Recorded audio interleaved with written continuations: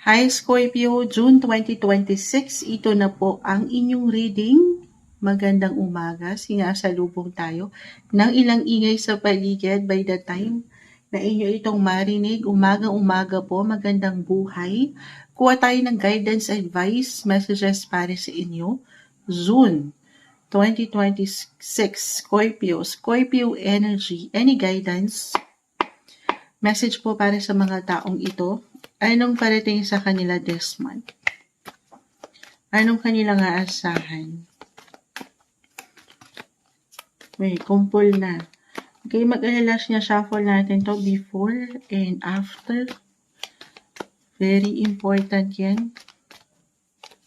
Scorpio, anong ganap? Anong asahan nyo this month of June? Para sa mga Scorpio po na maaaring makapakinig.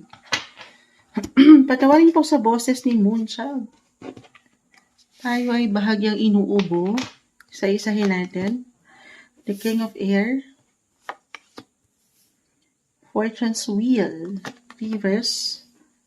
Ace of Water. Nine of Earth. Messenger of Air. The Tower.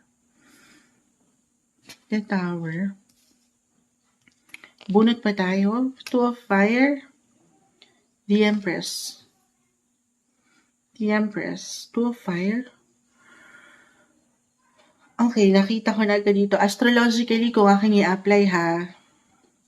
Si Venus, the planet of love, beauty, attraction, the Empress card, Venus energy, nasa inyong mga 9th house. Ang lawak ni 9th house, Two of Fire. Katabing-katabi niya. Anything connected abroad, international, kung kayo yung mga nasa LDR, long distance relationship, may ganda dyan, may sagana, patuloy kayong nag-grow, or may growth, yung maturity, yung love. Ito, pwedeng someone new for some of you, maring kung wala pa single, it could be unexpected, maring the Tower, surprise, suddenly, merong mag-a-appear dyan. Kahit over the net, guys, again, 9th house, international, abroad, si Two of Fire, ito talaga yun. Kahit over the net. Pang worldwide, ang energy nyo. Why not? Nauna ko na love ha. The Empress kasi, hinabol natin. Nine of Earth. Nagbo-bloom ang inyong love life, especially for some na long distance ang affair or relationship. Kahit sa distansya na yan, ay lumalago po ang inyong connection. Or for single, it could be someone new friendship, new connection, new love interest. Ace of Water ay narito. Fortune's Wheel, nag-reverse. Pero regardless, umiikot yan guys ha, si Jupiter. Jupiter, which is the planet of travel, abundance, good luck. Actually, kanina ko pa na ma-mention to sa ilang signs. Meron tayong magaganap this month astrologically. Venus, Jupiter, conjunction. So, parang magsasalpukan sila. Nagsasabay sila. Ayan. So, may ganda, may yaman po pagdating sa inyong mga love life. If ever, nasa long distance na napakagandang pagkakataon to connect, communicate. Kung kayo lang naman ay ready na. Single, especially ready to mingle kahit over the net guys. Messenger of Air. Could be, merong mag-a-appear dyan. This is someone na magical. Para bang mapapasabi kayo na this is it, pansit. Ganun. Maaaring mag-iwan ito ng impact sa inyong buhay. There's someone.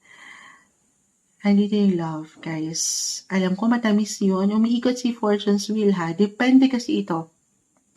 For some, baka hindi pa totally ready. Physical, mental, emotional, of course, you have to be ready. Or meron someone na hindi pa kayang i-express ang kanyang sarili. The King of Air or King of Swords ay nag-reverse. So, reversal tayo. Pwede itong sa'yo mismo mag-connect or sa yung person. Okay? Kung hindi ito patungkol sa love, Moonchild, parang wala dyan ang aking priority ngayon. Connected po si 9th house, napakalawak.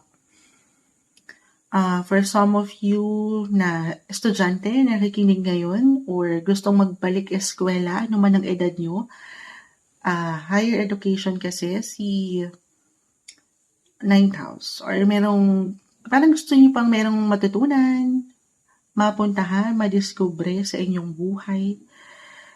Parang lumalawak po yung inyong thinking, nag-expand yung mga gusto nyo pang ma-reach na hindi imposible kung ito'y paniniwalaan nyo lang. Baka may travel talaga. Travel opportunity na umangat this month. For work man, for business, or for pleasure, or for love, why not? Baka magkikita na kayo ng yung love of your life ngayong June 2026 tayo guys. Naway mapag-usapan at mapaangat din yung expression na aking na-mention. Of course, communication. Kasi nga, LDR, long distance yung connection nyo eh. So, yun talaga yung susi. Communication is the key, Scorpio. If ever, businessman ha, or pagdating sa inyong mga kliyente, anything connected abroad guys, if ever itong company nyo ay dyan na kayo mismo, may ganda dyan, may good luck, good fortune, wealth, and I see nag-grow po pagdating sa money sector, the 9 of Earth. Baka dyan yun mag-connect. Dahil Gemini season tayo ngayon and right now, nag-highlight din, activated yung inyong mga 8th house of financial sector. Na-mention ko to kanina sa ilang signs. Ang lawak naman ni 8th house. For some of you, merong parating na reversal energy, pagkakautang, mababayaran nyo na, or mababayaran na kayo. Okay? Yes, timing. May papasok at papasok na enerhiya, pera. And for some, this is something, of course, patuloy nyo in-earn eh. I feel na ganito to. First, sa ilang barhang bumabagsak, patuloy nyo pinagsisikapan, pinaghihirapan, syempre pa.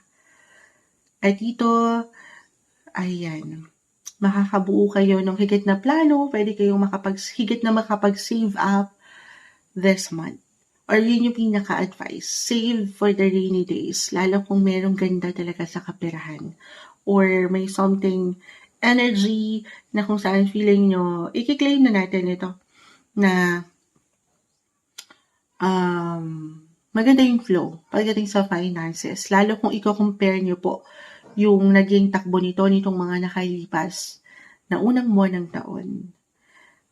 Ito yun guys, yung abundance, 9 of Earth, yung resulta. Pero another reminder tayo na kung ano man po ang bumabagsak sa inyong mga baraha, ito lamang ang kondisyon sa situation nyo guys ha.